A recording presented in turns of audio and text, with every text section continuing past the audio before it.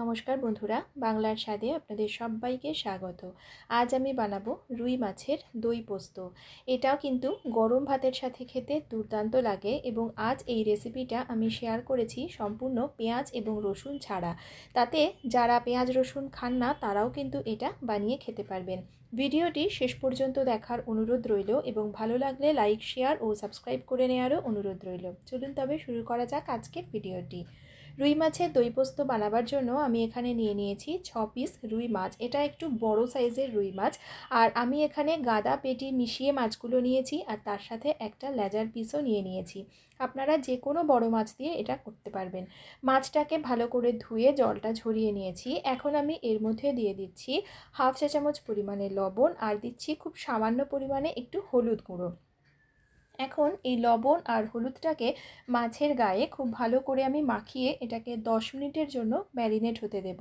আর এখানে আমি যেহেতু পোস্ত ব্যবহার করব সেই কারণে হলুদটা বেশি পরিমাণে ব্যবহার করিনি, শুধু হলুদটা অ্যান্টিসেপটিক বলে খুব সামান্য পরিমাণে আমি মাছে ব্যবহার করেছি।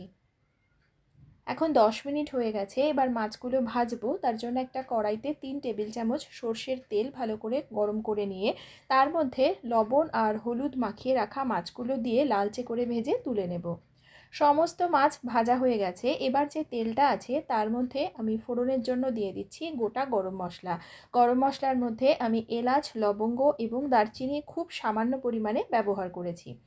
এবারে একটু নেড়ে চেড়ে গরম মশলা থেকে যখনই সুন্দর গন্ধ বেরোতে শুরু করেছে সেই সময় আমি এর মধ্যে দিয়ে দিচ্ছি 4 টেবিল চামচ পরিমাণে পোস্ত বাটা আর তার সাথে 4-5টা কাঁচা লঙ্কাও বেটে নিয়েছি। এবারে পোস্তর বাটিটা ধুয়ে সামান্য একটু জল দিয়ে এখন এটাকে ভালো করে একটু কষতে দেব মিডিয়াম টু লো ফ্লেমে, যাতে করে পোস্ত থেকে তেলটা সম্পূর্ণভাবে ছেড়ে যায় এবং পোস্তর যে কাঁচা গন্ধ সেটা চলে যায়। আর আমি এখানে কিন্তু শুকনো লঙ্কার গুঁড়ো ব্যবহার করছি না, তাই পরিমাণ মতন কাঁচা লঙ্কা ব্যবহার করেছি। তবে কেউ যদি শুকনো লঙ্কা দিতে চান তাহলে দিতে পারেন।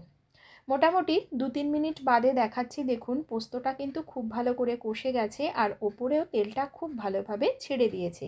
এই সময়ে আরেকবার সব কিছু ভালোভাবে নেড়ে চেড়ে মিশিয়ে দিয়ে এখন আমি এর মধ্যে দিয়ে দিচ্ছি হাফ কাপ পরিমাণে ফেটিয়ে নেওয়া টক দই।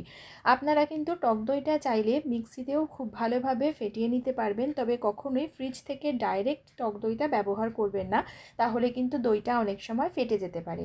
এখন গ্যাসের ফ্লেমটাকে একদম লোতে রেখে এই দইটা যতক্ষণ ফুটে না উঠছে ততক্ষণ কিন্তু এভাবেই নাড়তে থাকতে হবে। এখন দেখুন মশলাটায় ফুট ধরে গেছে। এই সময় আমি এর মধ্যে দিয়ে দিচ্ছি পরিমাণ মতন লবণ আর দিয়ে দিচ্ছি খুব সামান্য একটুখানি চিনি, কেননা টক দই দিয়েছি তাই টেস্টটা কিন্তু একটু ব্যালেন্স হবে। এবার আমি এর মধ্যে দিয়ে দিচ্ছি 1/4 চামচ পরিমাণে কাশ্মীরি লঙ্কা গুঁড়ো। এখানে আমি যেহেতু হলুদ ব্যবহার করছি না তাই একটা খুব সুন্দর হালকা রং আসবে, সেজন্য এখানে কাশ্মীরি লঙ্কা গুঁড়োটা ব্যবহার করেছি। 2টো কাঁচা লঙ্কা দিয়ে এখন এই মশলাটাকেও 2 থেকে 3 মিনিটের জন্য মিডিয়াম টু লো ফ্লেমে রেখে তেল ছাড়া পর্যন্ত আরেকবার ভালো করে একটু কষতে দেব। আর যেহেতু আমি পোস্ত ব্যবহার করেছি তাই হলুদ দিইনি, তবে কেউ যদি দিতে চান তাহলে কিন্তু অল্প করে দিতে পারেন। এখন 3-4 মিনিট পর দেখাচ্ছি, দেখুন খুব সুন্দরভাবে মশলাটা থেকে কিন্তু তেল উপরে উঠে এসেছে আর মশলাটা কিন্তু কড়াইতে একটুও লেগে যায়নি, খুব সুন্দরভাবে এটা কষানো হয়ে গেছে। এই সময়ে আমি এর মধ্যে গ্রেভির জন্য দিয়ে দিচ্ছি 1 কাপ পরিমাণে গরম জল।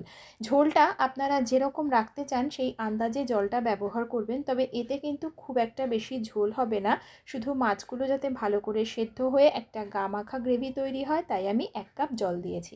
এখন হাই ফ্লেমে আমি ঝোলটাকে ফুটে উঠতে দিয়েছি। যখনই এটা ফুটে উঠেছে তখনই আমি এখানে ভেজে রাখা যে মাছের টুকরোগুলো ছিল সেগুলো অ্যাড করে দিচ্ছি। সমস্ত মাছগুলো দেওয়ার পরে হালকা হাতে নেড়ে চেড়ে এর সাথে মিশিয়ে গ্যাসের ফ্লেমটা একদম লোতে করে এটাকে ঢাকা দিয়ে রাখবো 5-7 মিনিটের জন্য, যাতে করে মাছগুলো ভালোভাবে সেদ্ধ হয়ে যায়। মোটামুটি 5-7 মিনিট হয়ে গেছে। এখন ঢাকনাটা তুলে দেখাচ্ছি, দেখুন মাছগুলো কিন্তু ভালোভাবে সেদ্ধ হয়ে গেছে আর মশলার উপরেও তেলটা ভালোভাবে ভেসে উঠেছে।